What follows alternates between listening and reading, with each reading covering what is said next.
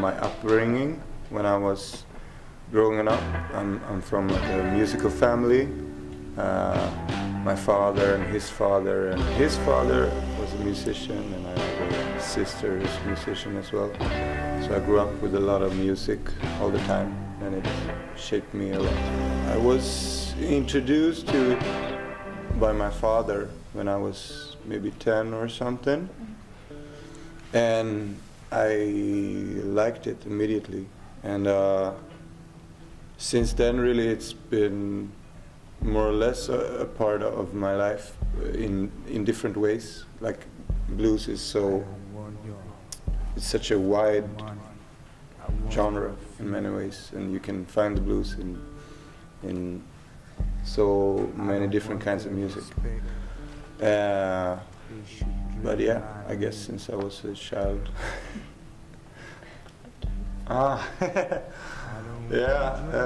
It's this story from my hometown,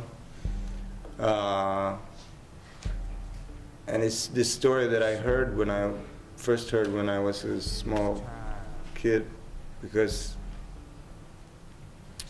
I used to play. There was a playground, and right beside the playground you could see that there had been a very big tree there. But the tree wasn't there anymore.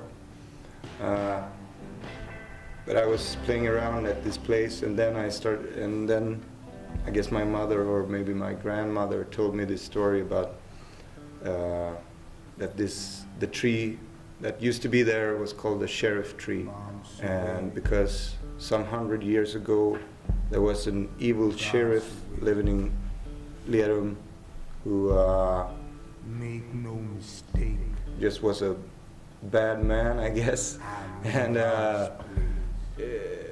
finally the people living in Lerum, they got tired of his bullying of them all, so they hanged him in this tree, and then it got this name, the sheriff tree. There's so many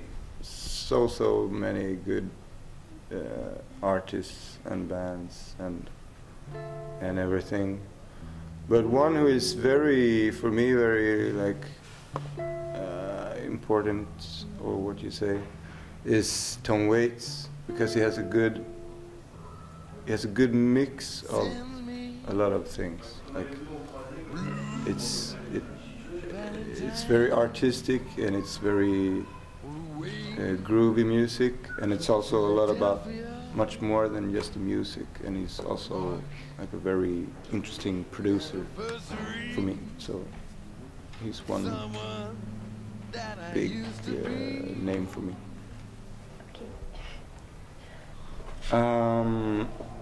In cinema, I think definitely David Lynch, and there's a Swedish I had a dream about this place.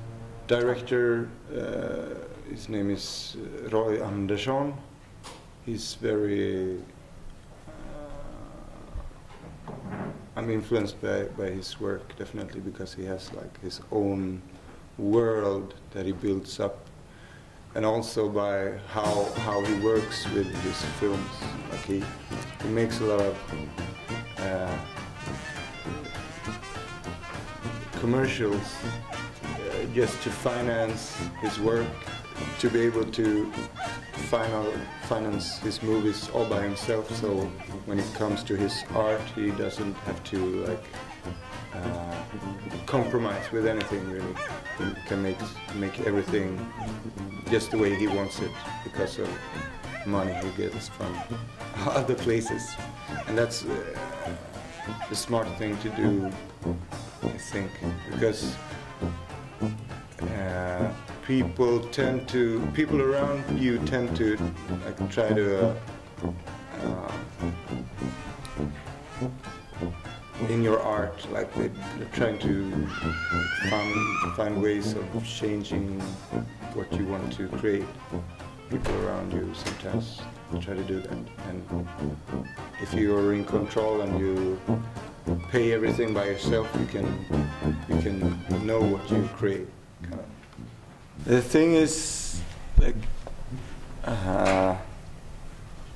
I mean, of course, it can have a huge impact, and it has had a huge impact, obviously, in history. But for me, I'm not religious at all myself. I'm just very interested in, like, how religion can do stuff to people.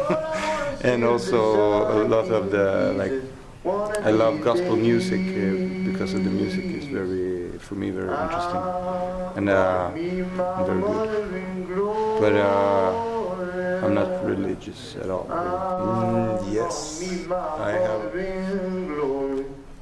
have a lot of songs that I would like to record. I don't have time to record all the songs that I write, so I have very many waiting to be recorded.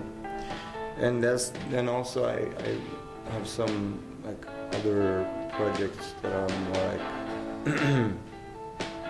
music combined with other medias. I want to make a combined comic book and record. That's, I guess, maybe my next project to start working on, I think. Okay, that's it. Thank you. Thank you very much. Good work.